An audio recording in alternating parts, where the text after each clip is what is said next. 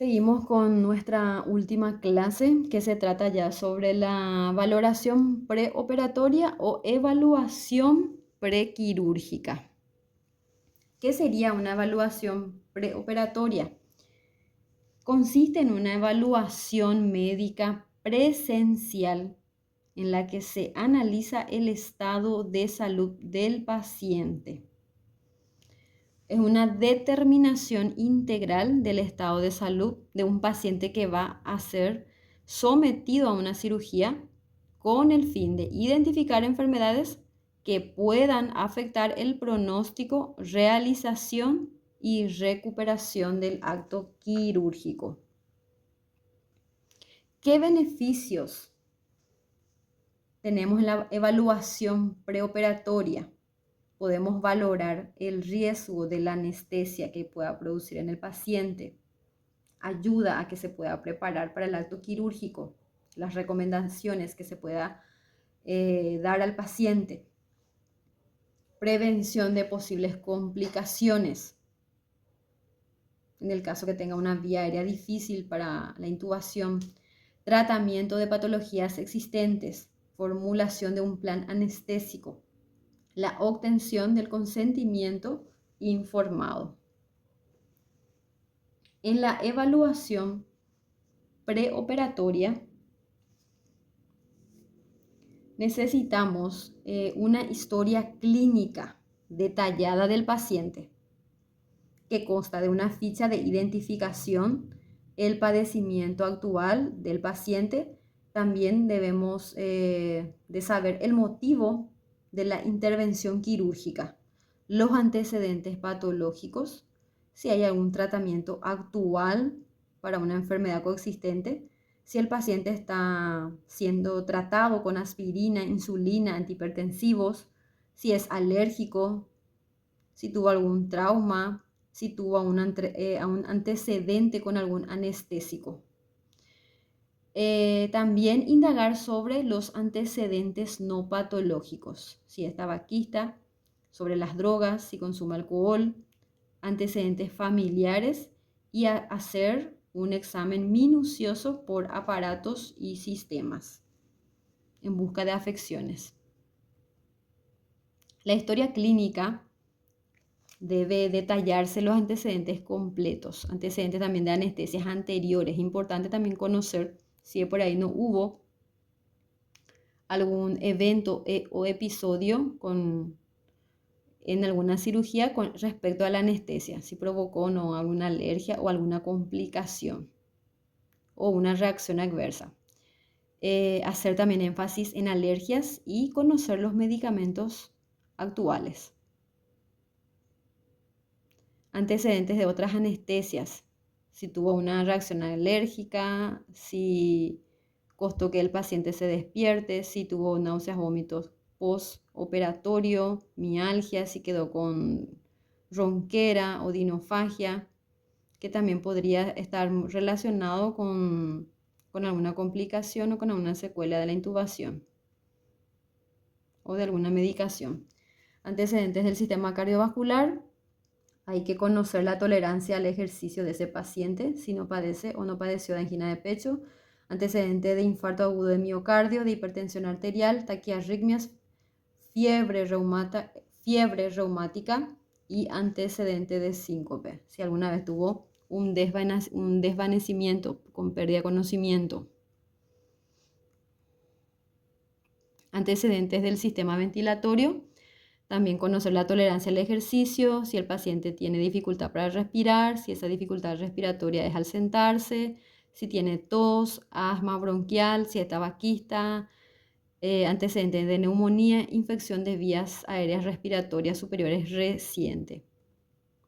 Antecedentes del sistema circulatorio, conocer si hay una dilatación varicosa en miembros inferiores, si tiene una tendencia a sangrar con facilidad, si por ahí hay equimosis faciales, o sea, unos moretones en el rostro, y alguna coagulopatía que sea hereditaria, o sea, un trastorno de la coagulación que sea hereditaria. Antecedentes del sistema endocrino, conocer si el paciente No se conoce como diabético si no tiene una tiroidopatía, adenopatía.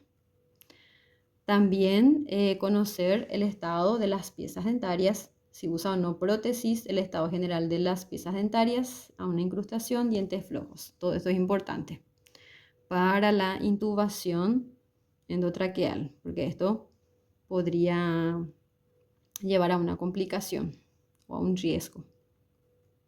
Medicamentos actuales, determinar interacciones medicamentosas, evitar riesgo de profundidad anestésicas, evitar también los desbalances con las cifras tensionales, evitar que haga hipoglicemia, trastorno de la coagulación con el uso de aspirinita, medicamentos homeopáticos.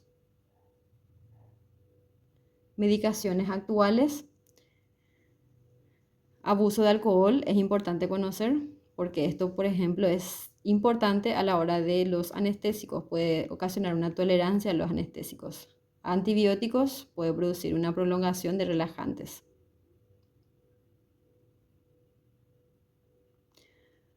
Con la aspirinita, una tendencia a la hemorragia.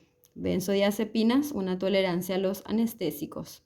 Insulina puede causar hipoglicemia. Antidepresivos, una respuesta excesiva a fármacos miméticos. En cuanto al laboratorio, conocer la biometría hemática, o sea, un hemograma, se pide dosaje de electrolitos, de gases arteriales, también un examen de orina, crasis sanguínea, que incluye tiempo de protrombina, tiempo parcial de tromboplastina, química sanguínea. Y lo más importante de todo esto, el consentimiento informado, que es un documento, o sea, una comunicación del médico hacia el paciente, donde se le informa sobre los procedimientos a realizar, las opciones que cuenta, las complicaciones potenciales que puedan ocurrir, riesgo-beneficio, y también esto se lo hace saber a los familiares. Y si ellos aceptan, firma el paciente. En la evaluación preoperatoria se evalúa también el riesgo anestésico. Y a través de la Sociedad de Anestesiología Americana tenemos lo que conocemos con las siglas de ASA. ASA 1, ASA 2, ASA 3, 4, 5. Le vamos clasificando a los pacientes. ASA 1 es un paciente sano, sin alteración física ni metabólica. ASA 2 es un paciente con alteración leve o moderada, pero no interfiere con su actividad diaria. ASA 3, paciente que tiene ya un trastorno físico metabólico severo, ya interfiere en su actividad diaria. ASA 4, paciente con trastorno severo, ya tiene un peligro para la vida. Y ASA 5 es un paciente moribundo con pocas expectativas de vida en las próximas 24 horas, sea intervenido o no. Entonces, en resumen sería ASA 1, paciente sano, 2, con enfermedad sistémica moderada, 3, paciente con enfermedad sistémica limitante pero no incapacitante, 4, con enfermedad sistémica incapacitante con amenaza para su vida, 5, paciente moribundo. Factores de riesgo. Tenemos factores de riesgo respiratorios, trastorno de la coagulación, los cardiovasculares, hepáticos, renales, diabéticos, nutricionales y las adicciones.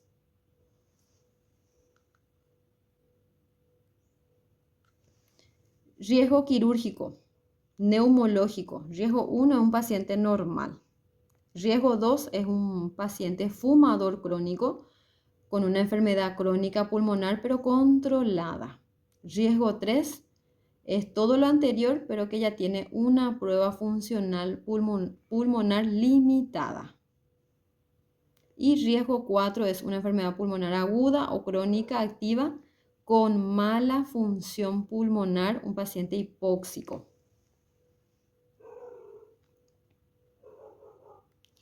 Dentro de este contenido, lo que me interesa que sepan solamente es ASA. ¿Qué significa ASA 1, ASA 2, ASA 3, ASA 4, ASA 5?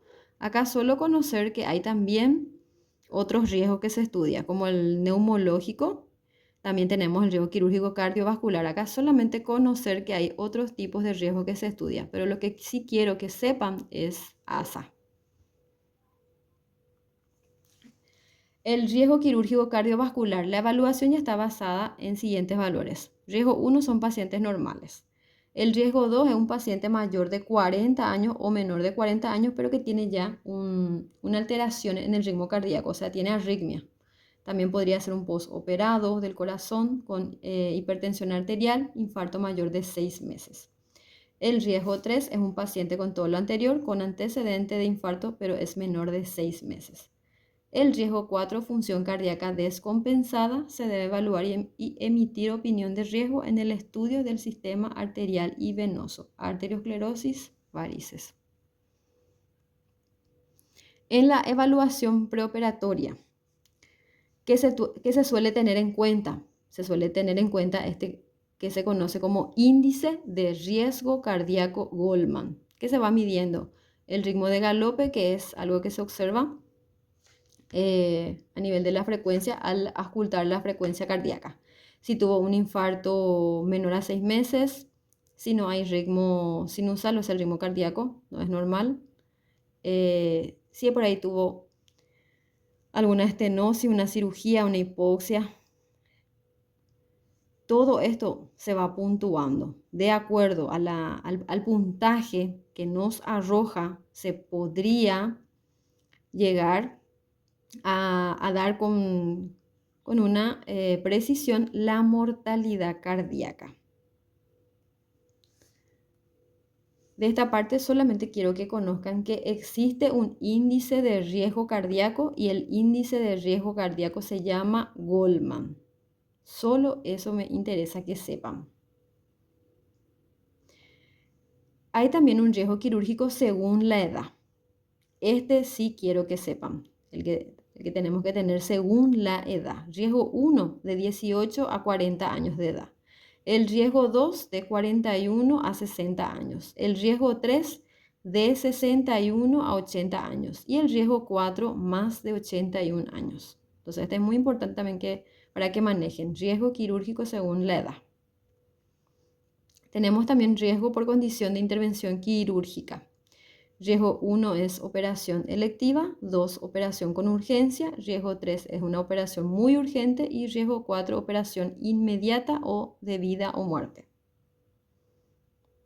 Y algo también importante a la hora de un paciente que va a entrar o que va a ser intervenido quirúrgicamente es el grado de nutrición. 30% de pacientes hospitalizados con problemas quirúrgicos presentan grado variable de desnutrición. Y esto eleva al 40% en pacientes con problemas médicos. Entonces es importante conocer un poco la nutrición también, el grado de nutrición de los pacientes. Porque esto también retrasaría tanto la cicatrización como la mejoría, retardaría. Metabolismo en el ayuno. Se utiliza ácidos grasos y proteínas como fuente energética. Eso es importante saber. Si el ayuno persiste, se mantienen los ácidos grasos como fuente de energía y se utilizan cuerpos cetónicos. Metabolismo en el estrés, 2 fases características, fenómeno metabólico y endocrino. Fase catabólica. Hay cambios en hormonas adrenérgicas y corticoides. Estos niveles de insulina, entonces los niveles de insulina van cayendo, disminuye. ¿Esto qué hace? Aumenta la necesidad metabólica y la excreción urinaria de nitrógeno y se estimula la lipólisis. Entonces hay una destrucción continua de los adipocitos y se va también perdiendo entonces tejido adiposo. Fase anabólica, una disminución de la excreción de nitrógeno, coincide con la excreción del agua libre retenida y aumenta el peso y la fuerza muscular. Material ingerido, algo que hay que tener en cuenta también el periodo de ayuno mínimo. Líquidos claros nos llevan 2 horas. La leche materna, 4 horas. La fórmula infantil, 6 horas. Leche no humana, 6 horas. Comida sólida suave, 6 horas. Comida grasa, 8 horas.